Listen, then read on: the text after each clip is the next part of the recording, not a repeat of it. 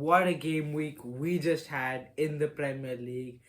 An action-packed game week 28, and now we back it off with another really good game week. This time, game week 29, midweek action, of the last midweeks of the Premier League season. 10 really good games, including some really top tussles at both the top of the Premier League and at the bottom. So yeah, let's get right into it for game week 29 predictions. Yep. Starts with Leeds against Sunderland. Two of the promoted teams taking on each other at Ellen Road. Sunderland only just got 4 wins in their last 19 matches. They're on a poor run of form right now. Last weekend they took the lead against Bournemouth, but dropped the point thanks to Evan Nilsson's strike off the bench. For me, this one's going to be a victory for Leeds. Home advantage at Ellen Road will be the key factor, and Lucas Mecha will score the winner 2-1 for Leeds. Yeah, Leeds were good in the first half against Manchester City. In the first half an hour, they could have scored a couple of goals, and that would have changed whole complexion of the game. And then they did not score, and then Man City got a chance and they scored. So that's how the game changed. Leeds were very good, so I think in the home ground against Sunderland, it will be easy for them. 3-1 Calvert-Lewin to score. Bournemouth against Brentford now. Bournemouth have never won in the Premier League against Brentford. That's the only team they've never beaten in the top flight. So they've been able to beat the likes of Man City, Arsenal, Liverpool, but they've never been able to beat Brentford in their 7 attempts. And I don't really see that changing. Yes, both teams won last week. Bournemouth drew, Brentford won. Brentford with a really good performance. Mikael Damsgaard scoring 2 goals, and all of the front three were playing really good. Vitara, Sade, Thiago. They almost at the last minute they had their heart in the mouth thanks to that Ashley Barnes disallowed goal at the end. But in the end, they were able to get the win. Bournemouth got a draw at the Vitality Park against Sunderland. For me, I see this one ending all square. A 1-1 draw here between Bournemouth and Brentford, and Kevin Schade to score. Yeah, this is the game between, I think, 2 of the manager of the season contenders here. Brentford really good, Bournemouth also really good after losing so many players during summer, and then in the winter also losing Semenyo. But they are on the track, they are playing good football. This will be the first time, as you said, Bournemouth has never beaten Brentford. This will be the first time. That's what I predict. 2-1, okay. Bournemouth to beat Brentford, Ryan to score. Okay, next up, Everton against Burnley. Everton have not beaten any promoted team so far this Premier League season. That's one record David Moyes would really like to change. That's never happened at the Everton Football Club since 2010. Everton winning last weekend against Newcastle. I feel they're going to get a point here against Burnley. Burnley really need the 3 points, but this is going to be a tough game, obviously, away at Everton. So yeah, a 1-1 draw here. And the Frenchman Barry, who scored the winner in Newcastle, is going to get the equalizer for Everton. Yeah, Everton had a good game last week. They beat Newcastle in their own stadium. That was amazing. And the Burnley, although comeback was not complete, but then, yeah. They're showing a lot of fight. They showed a lot of fight, yeah. And that's what they are doing since last couple of games. They are at least showing fight. But that will not be enough against Everton here. 3-1, easy victory for Everton. Better to score. Next up, Wolves against Liverpool. 2 teams who won last weekend. Wolves, second win of the season at home to Aston Villa. Liverpool are now on a run of 3 wins in a row. And that was their highest scoring game of the season, where they scored 5 goals. Yes, they did concede 2, but we played really well. And I feel that we can back this up with a 4th win consecutively. And with Aston Villa playing Chelsea this week, Man United also having a tough fixture, there's a chance to gain even more on those teams which are competing with us for those top 5 places. And for that reason, under pressure, we're going to get a win at Molineux. A 2-0 victory for Liverpool. Cody Gakpo to score. This game is going to happen again in the FA Cup next week, so this is very important in 2 competitions. Yeah, Wolves in last few games have improved a lot. They got few points, playing really well. But then this is Liverpool, and Liverpool is now on the right path. They are resurgent and they are playing good. Defense is holding up, couple of clean sheets. Then last few games scoring also. Last game wonderful set pieces goals, and that's what they are for, and they would like to do again against Wolves. I would say they will do it. 3-1. Mohamed Salah will finish his drought for the goals in Premier League. 3-1, okay. Salah to score. Next up, Brighton against Arsenal. Arsenal have now scored 16 goals this season from the corner after again scoring both of their goals from the corner against Chelsea. For me, I feel like this one's going to be a victory for them.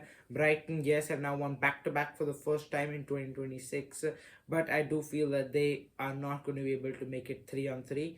Arsenal are going to get the win and keep the title race on. 2-1 victory, and Victor Gyökeres to score against his former club.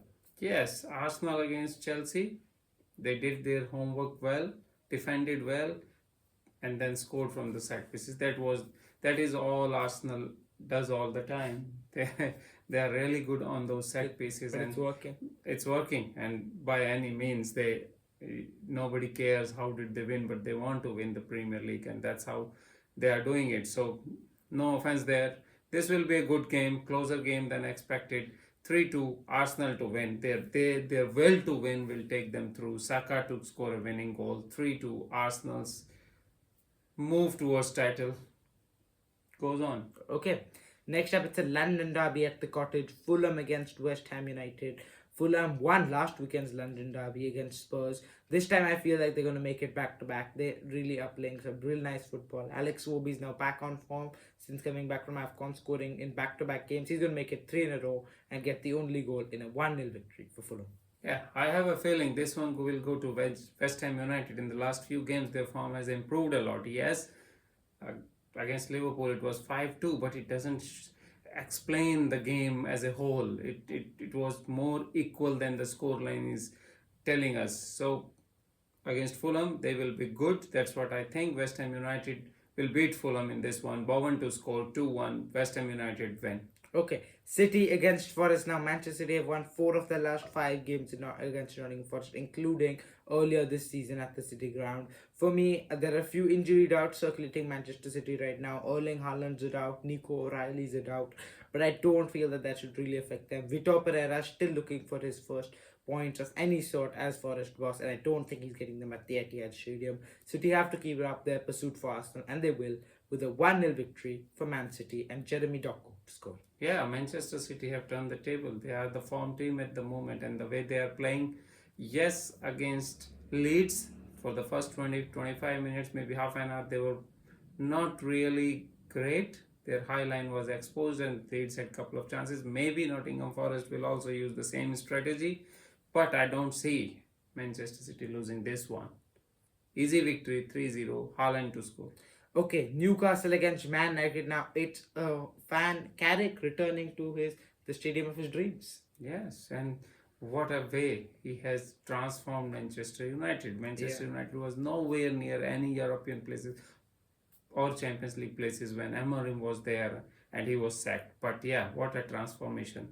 And Manchester United helped by not playing midweeks, having proper rest, proper strategies, proper training. And that's how they are improving. They are now third. That's surprising. Nobody would have thought by the start of the year 2026. But then yes, this against Newcastle at St. James Park, not easy. That's what is going to happen. 2-2, Barnes to score. Point shade there. Yeah, I agree with you. It's going to be very high scoring.